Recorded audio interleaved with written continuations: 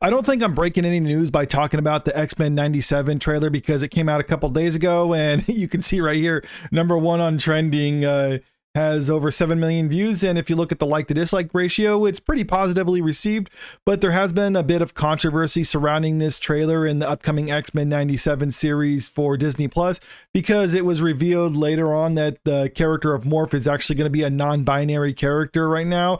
So people are obviously upset about that because they're changing not only the original character, but they're doing it to try to push a political message. But let's look at this article right here that's kind of talking about it and give my opinion, because I don't think this is necessarily what some people are trying to make it out to be, and I will explain that in a moment. But first, let's look at this. In a new issue of Empire magazine showcasing X-Men 97, brief character profiles are given for several of the returning characters from X-Men the Animated Series. With the shapeshifter Morph, it was revealed that X-Men 97 will feature a lighter take on the character who is non-binary and has an interesting buddy relationship with Wolverine. That's basically what this is. They're making this change to the character just so they can get that ESG money or something like that. And a lot of people are saying like, well, if you're going to make changes like this, because the trailer looked like it was being faithful to the original source material, but if they're going to be making changes like this, then okay, then maybe they'll check out. But then there's going to be those defenders who are on the other side of the aisle who say like, no, X-Men has always been political and they've always had characters like this. But look at this next paragraph. Establishing Morph as non-binary is a key change for the character who had never been identified as non-binary in the original show or any of the comic books. So it's clear they are making this change to the character. They even admit as much that they're making a change to the character in order to try to put in more, I don't know, representation or something like that.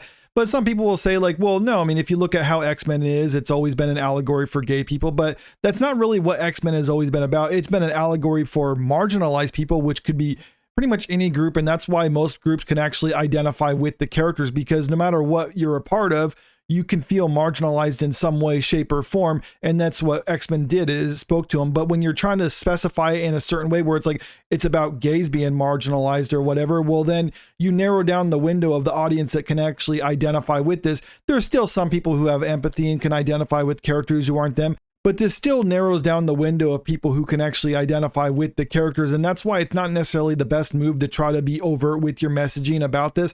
Not to mention that X-Men are already marginalized for being mutants. So do you really need to add non-binary in there? Something that really didn't even exist in the 90s. Some people like the idea that they're pushing this messaging, people who usually agree with that messaging. Other people are kind of stepping away as a result of this.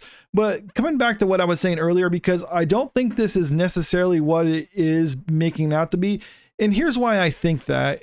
We all remember for The Witcher how the quality of the show diminished over time as they started straying further and further away from the books. And then we got that leak from the inside saying that the reason that they were straying farther and farther from the books is because the writers behind the scenes didn't actually like the books and openly mocked those. Well, this information came from one Beau DeMayo, and that name's important because for people who don't know, Beau DeMayo is actually the showrunner for the upcoming X-Men 97. And when he was actually producing that, he did say that he wanted to make sure that the people who are working on that were people who are fans of the source material. In fact, it even says that in this article from IGN.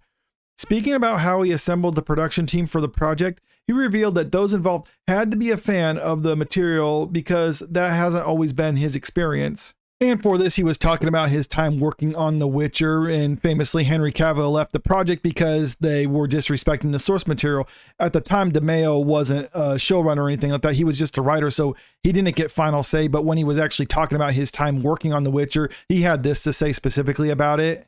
It's a recipe for disaster and bad moral. Fandom has a litmus test, checks egos, and makes all the long nights worth it. You have to respect the work before you're allowed to add to its legacy. If this is his perspective, then maybe you're asking why is he making the changes to the character of Morph? But maybe according to his words, he respects the source material, so he's free to add to it or something like that, and he doesn't think it takes away anything.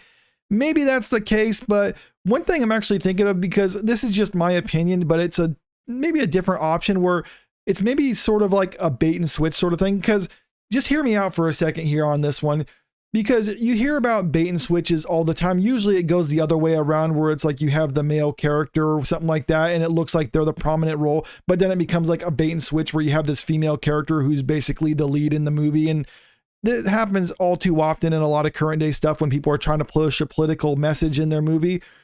But maybe this is the opposite approach. Maybe it's a reverse bait and switch where you're saying like, yeah, we have a non-binary character. And then when you watch the actual show, it really isn't brought up at all. It's literally just something that they have in the backstory and it makes no difference in the show whatsoever, but they're throwing it in there and they're kind of putting it out in advance in order to try to pander to the left side of the political spectrum who are basically clamoring for stuff like that all the time. And by doing that, you're getting a lot of positive media buzz prior to the release and in the lead up to it, because we have seen something like this happen, not necessarily to great results, but we did see something like this happen in the recent past. And that was with the movie Dungeons and Dragons Honor Amongst Thieves. And in the lead up to that, one of the directors of it said that they were deliberately trying to emasculate the male characters and push the female characters forward. This is specifically what they had to say about that. We like the idea that Olga is the bruiser that does the dirty work for Edgin, and he doesn't like to get his hands dirty. We also love emasculating leading men. That statement from the director got people to think that the Dungeons and Dragons movie was just going to push the political feminist agenda, so they decided not to watch it, and as a result, the movie bombed at the box office. I checked it out on streaming after it came out, and you know, that really wasn't there at all. I mean, yeah, you had Chris Pine's character. He wasn't necessarily the fighter, but there wasn't like emasculating him or anything like that. So I don't necessarily know what the director was talking about, or maybe he really thought that was emasculating the character, but no, he just wasn't the fighter of the group, and that's fine. So those statements that he made were kind of a dumb thing, but I think it was the reverse fan baiting sort of thing where you're basically just trying to appeal to the woke audience in order to try to bring them on board to your movie. But at the same time, you alienate another side of the audience too, who might have been more receptive to watching your movie. So it didn't work for them. But I'm wondering if we're going to see something like that with the upcoming X-Men 97 series, where they're just kind of saying this in order to try to pay lip service, because so far from what I've seen, the trailer doesn't look like it's pushing any political messaging like that. Nothing that the X-Men show hasn't already had. And yes, just because something has a message in it doesn't make it woke. Some people try to equate the two, but they're two distinctly different things. Something being woke means the message is at the cost of the story or at the cost of the character growth. Because when I'm watching this as an audience member, I don't want to be reminded of current day politics or the current day news. I watch this as a form of escapism. And when I'm being reminded of the news as I've watched something like this, it's annoying to me and I don't care about it, even if it is a message that I personally agree with. Just let it be what it is. And if it happens to have a message that a person can glean from it, then so be it. And really, it is a testament to a talented writer and creative team when you can put in your messaging without making it so overtly obvious. And it's something that most people can identify with. That's really the goal, is to make a message that everyone can identify with and understand, even if they don't personally agree with it. Is that what they're going to be doing with this show? There's really no way of knowing until the show actually comes out. I already showed you the statements from the showrunner of it, where he says that he wants people to be faithful to the source material. Then there's these other statements afterwards where they're saying they're deviating away from the source material. So I think we just have to take a wait and see approach to the matter of what they're actually going to be doing with this show. But maybe there's still some hope for it, or maybe it is just a lost cause. But even if that is the case, we still have the original animated series to enjoy.